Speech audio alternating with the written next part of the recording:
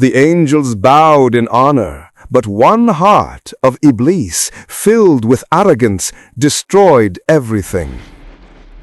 Adam opened his eyes and saw all the angels prostrating before him, except one being who was standing at a distance. Adam did not know what kind of creature it was that did not prostrate before him, nor did he know its name.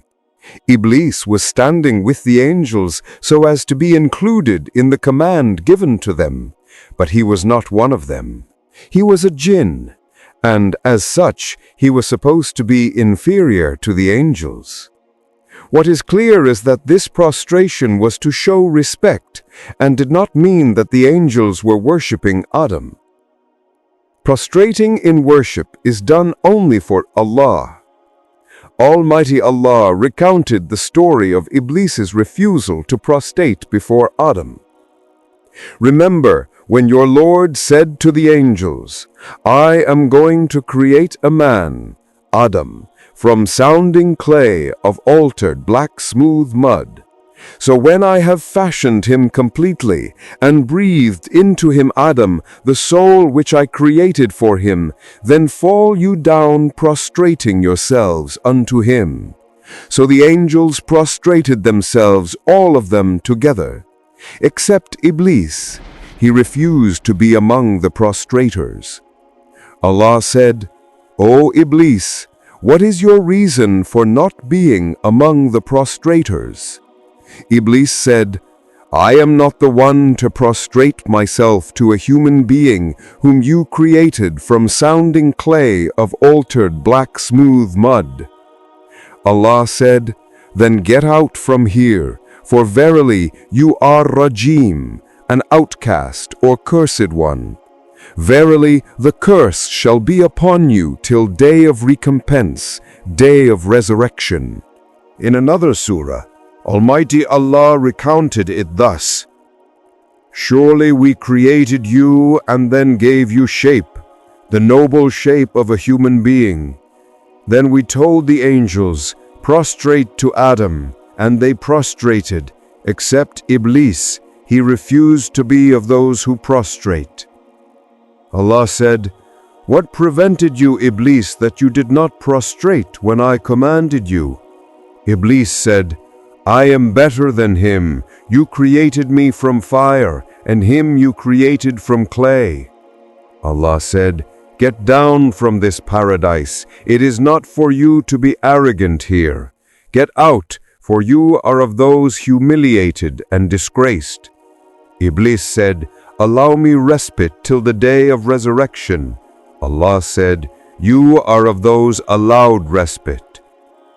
Ibn Jarir reported that Muhammad ibn Sirin said that the first one to reach a conclusion by reasoning was Iblis, and that the sun and moon were not worshipped except through this method. This means that Iblis tried to compare himself to Adam. He believed that he was more honorable than Adam. Therefore he abstained from prostrating even though Allah had commanded him to do so, just as he had commanded the angels. If an analogy is made, we see that Iblis is vain.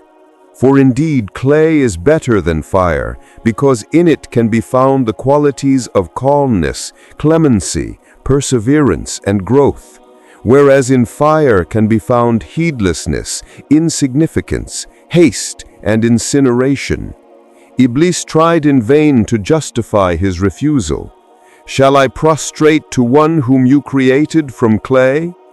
Iblis said, "See, those whom you have honored above me, if you give me respite to the day of resurrection, I will surely seize and mislead his offspring by sending them astray, all but a few."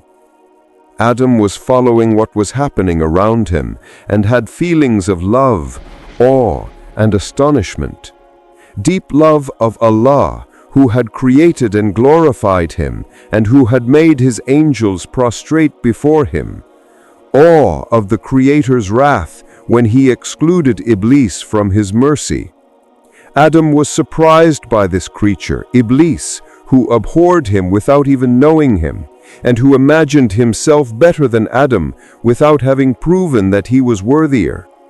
What a strange creature Iblis was, and how strange was his excuse for not prostrating.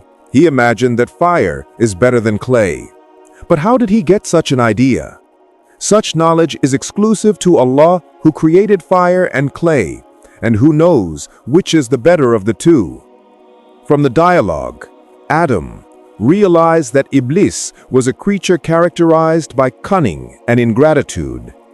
He then knew that Iblis was his eternal enemy. He was greatly astonished at Iblis's audacity and Allah's tolerance. Immediately after his creation, Adam witnessed the large amount of freedom that Allah gives to his commissioned creatures. Allah knew that Iblis was not going to obey him in prostrating before Adam. Allah could have totally annihilated him, or turned him into a handful of dust, or stifled the refusal in his mouth. Yet, Allah gives his commissioned creatures absolute freedom, even to the extent that they can refuse Allah the Almighty's commands. He grants them the freedom of denial, disobedience, and even disagreement with him. His kingdom will not diminish if the disbelievers do not believe in him, nor will it be extended if many people believe in him. On the contrary, the disbelievers will lose, and the believers will gain, but Allah is above all of that. There were many traditions about Iblis at the time of Prophet Muhammad, peace be upon him. Ibn Masud, Ibn Abbas, and a group of the companions of the Prophet Muhammad, peace be upon him, said that Iblis had been the head of the angels in the worldly heavens. Ibn Abbas said in one narration that his name had been Azazil, and in another narration he said it had been Al-Kharith. Ibn Abbas also said that Iblis was a jinn, and that they had once been the keepers of paradise, with Iblis the most honorable and the most learned and the most pious of them. Another tradition said that he had once been one of the famous 4 possessors of wings, angels, before Allah Almighty transformed him into the accursed Satan. Allah Almighty recounts Iblis's disobedience in another surah. Remember when your Lord said to the angels, "Truly I am going to create man from clay. So when I have fashioned him and breathed into him his soul created by me, then you fall down prostrate to him." So the angels prostrated themselves, all of them, except Iblis. He was proud and was one of the disbelievers.